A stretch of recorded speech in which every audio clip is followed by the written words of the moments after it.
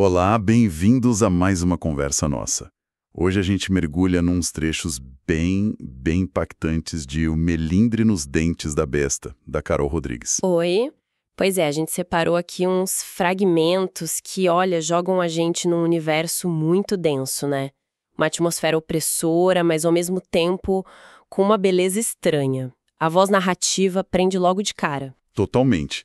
E a nossa ideia aqui é tentar desvendar um pouco esse mundo, sabe? Explorar os temas que saltam aos olhos nesses trechos. Exato. E despertar curiosidade, né? Para quem ainda não leu a obra completa. Mas, claro, sem entregar as grandes viradas, o final. É mais um convite mesmo para essa imersão. Perfeito. E essa imersão já começa, assim, de um jeito bem abrupto, né? O narrador, ele tá algemado num barco, Isso. indo para uma ilha que ele não conhece, não sabe direito por quê, só ouviu uma voz falando, escolha. Uma sensação, assim, imediata de perda de controle, de mistério. Então, vamos lá. Vamos tentar desembrulhar isso. Essa cena inicial, ela já dá o tom de tudo, né? A descrição que ele faz do lugar, a indiferença das outras pessoas no barco, o calor da algema no pulso. Uhum. Tudo isso é filtrado pela angústia dele, pela percepção dele. Ele não está só descrevendo, ele está transmitindo um estado de espírito mesmo, de confinamento, de incerteza total. E aquela frase, né? O que me atormenta é a falta de certeza na escolha. Isso já diz muito sobre a jornada interna dele, né? Com certeza. E essa sensação de não pertencimento, de deslocamento, ela não some quando ele chega na ilha. Pelo contrário. Não mesmo. O tal emissário some, faz um gesto de silêncio e pronto. E a frase, no porto ninguém espera alguém, é de uma simplicidade que dói, né? Brutal. E a própria ilha parece um personagem. Se disse bem, chão seco de corais, a mesma demência mineral. O isolamento fica quase físico. Fica. E o silêncio, a dificuldade de se comunicar, parecem ser as regras ali, né? Regras implícitas desse lugar. As velhas que não respondem ao pedido mudo dele por água. Sim. O poço onde ele vai buscar água e não vê o próprio reflexo, mas a radiografia, os ossos. São momentos que apontam para um confronto, né? Um confronto inevitável com ele mesmo, com algo muito essencial, talvez descarnado da identidade dele. A ilha força essa introspecção de um jeito bem duro. E essa introspecção acaba levando a gente para outro lugar igualmente duro. As memórias da prisão, ali a coisa fica realmente intensa. Nossa, sim. A tal da semana de pátio. 7 dias debaixo de um sol escaldante, recebendo água de um jeito humilhante como um bicho mesmo. A descrição é visceral. É muito forte. A pele torrava de dia e repuxava no vento da noite. Eu devia correr até o ponto do despejo, esganando no próprio fiapo, apanhador. É quase impossível não sentir o peso dessa desumanização que ele descreve. Exato. É um retrato da crueldade do sistema, né? Da instituição. Mas o que eu acho fascinante é como mesmo ali naquele extremo ele encontra um jeito de resistir internamente. É verdade, ele se agarra aos números, né? Contar as gotas d'água. Ele mesmo diz, as gotas me davam o que contar e ao contrário das palavras, os números seriam sempre meus. Impressionante isso. É uma tentativa, né, de manter alguma ordem mental, alguma coisa que seja só dele, quando todo o resto foi tirado. Exato. Uma posse sobre si mesmo. E essa experiência na prisão também ajuda a gente a entender o silêncio parcial dele, né? Ele fala, foi aí que eu parei de falar. Parece que ele é atormentado por um barulho interno constante. Sim, ele menciona o grande uivo dos 40 cães, ou talvez o som da escavação do vizinho de cela, o mudo. A história do mudo é outra camada de horror ali dentro, né? O crime dele quase banal, a punição popular bárbara de cortarem a língua dele. Terrível. A obsessão dele em cavar aquele túnel e a tortura psicológica da diretora Cassandra. Essa história dentro da história, muito potente. Ela não só intensifica os temas da crueldade, do trauma, mas mostra como o sofrimento do outro pode virar parte da gente, né? Sim. O som da escavação que fica ecoando na cabeça do narrador é uma metáfora perfeita para isso.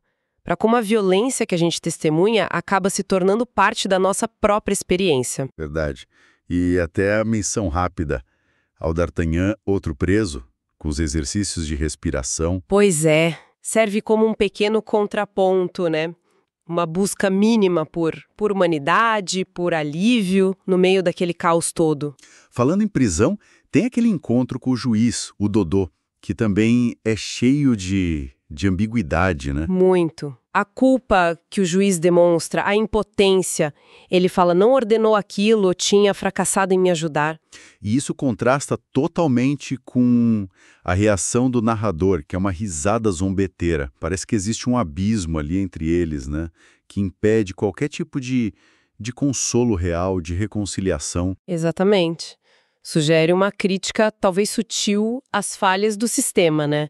Onde até quem está dentro se sente impotente diante da própria máquina.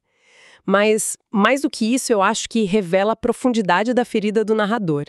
Ele já não consegue aceitar nem um pedido de desculpas, talvez por sentir que é insuficiente ou que veio tarde demais. É complexo.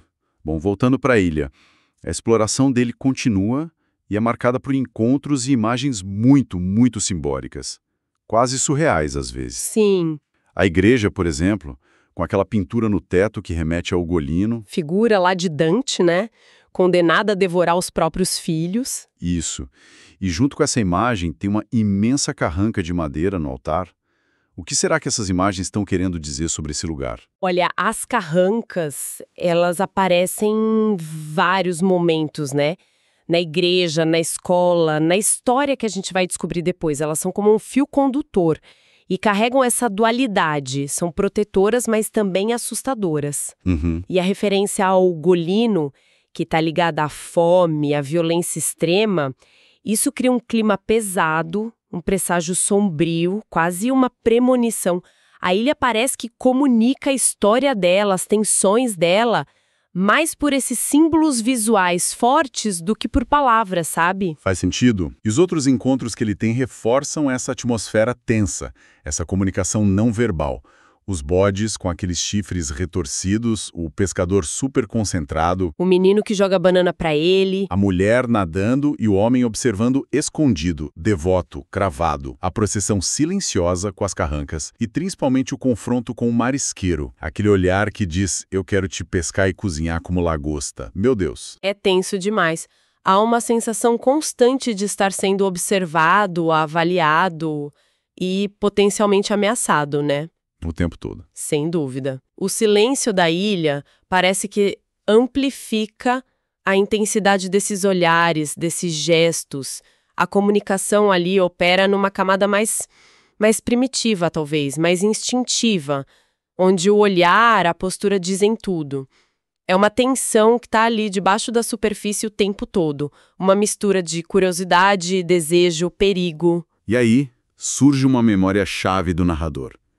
Da infância, uma visita ao museu e o impacto que a escultura de Ugolino teve nele, associada a sentimentos bem complexos sobre o pai, sobre a arte que retrata o horror.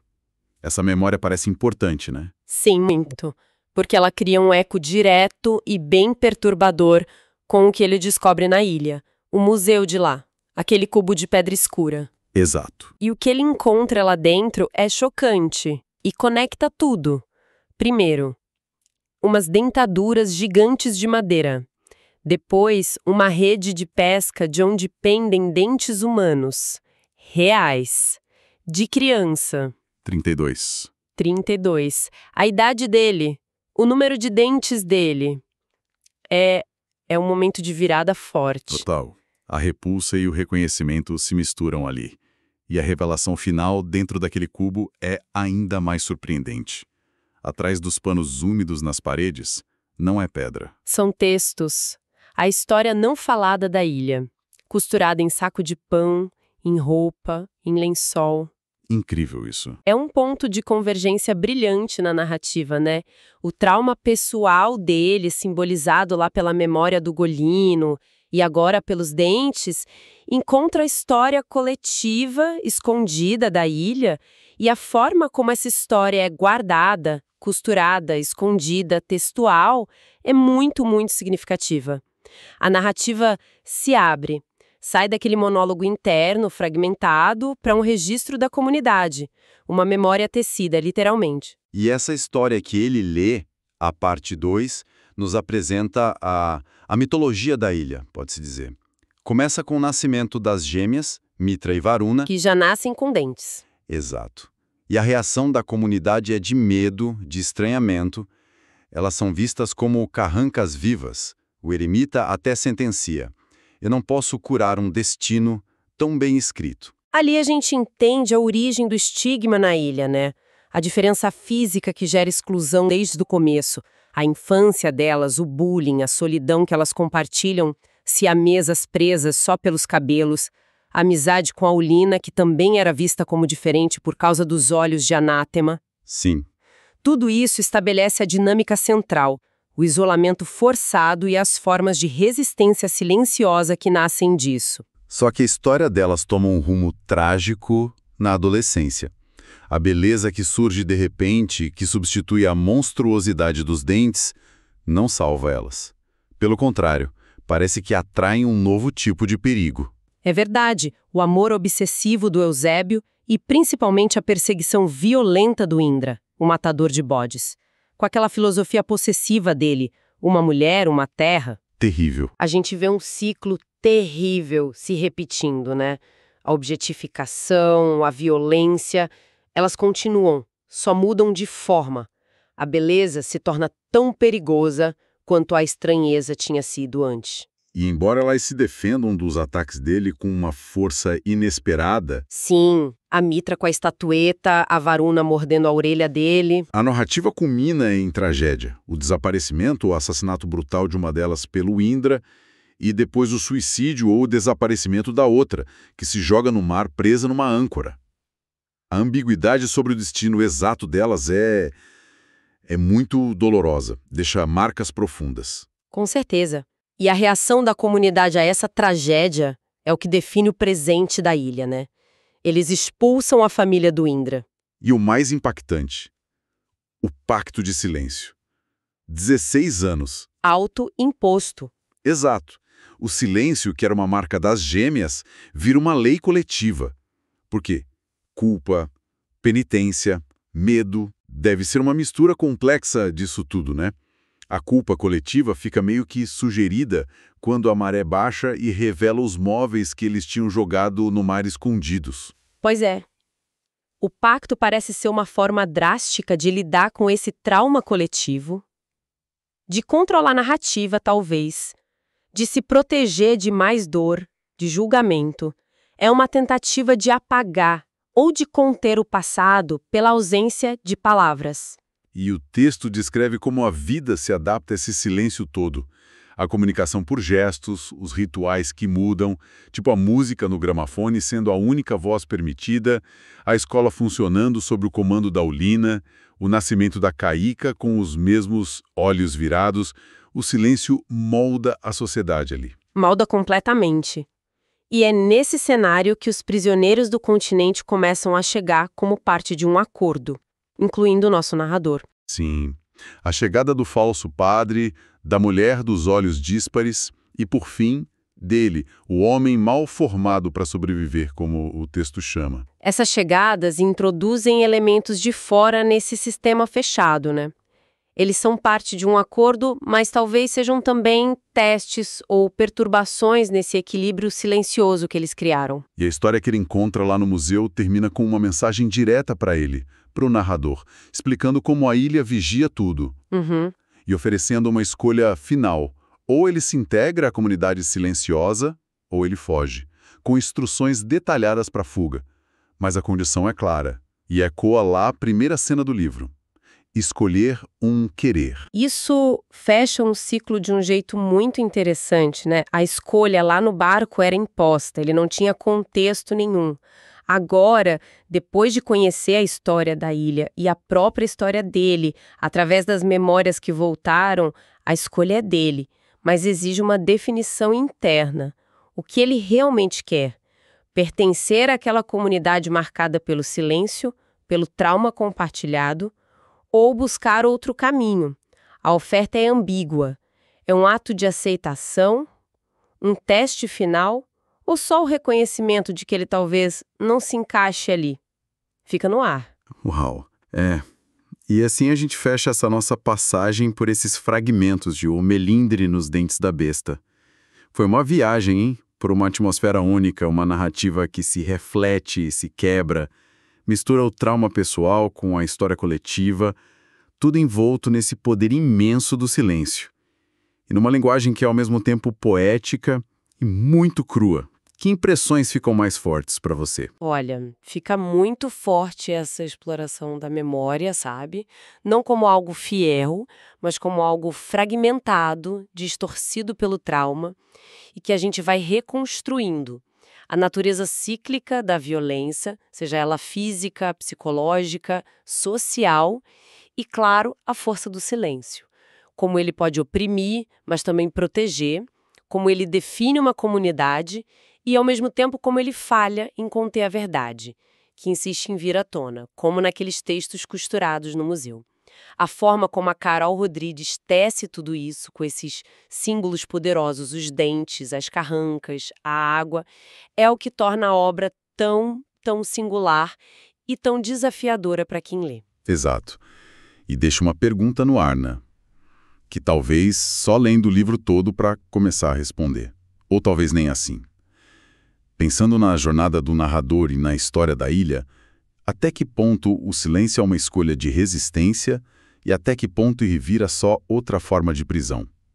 E quando a linguagem não dá conta do horror, o que sobra? É uma questão central no livro, eu acho. O silêncio pode preservar algo, mas pode sufocar também. A obra parece investigar justamente essa fronteira, essa linha tênue, e nos deixa com a complexidade dessa busca por expressão, por pertencimento, no meio de traumas que muitas vezes desafiam as palavras. Uma exploração muito intensa, sem dúvida.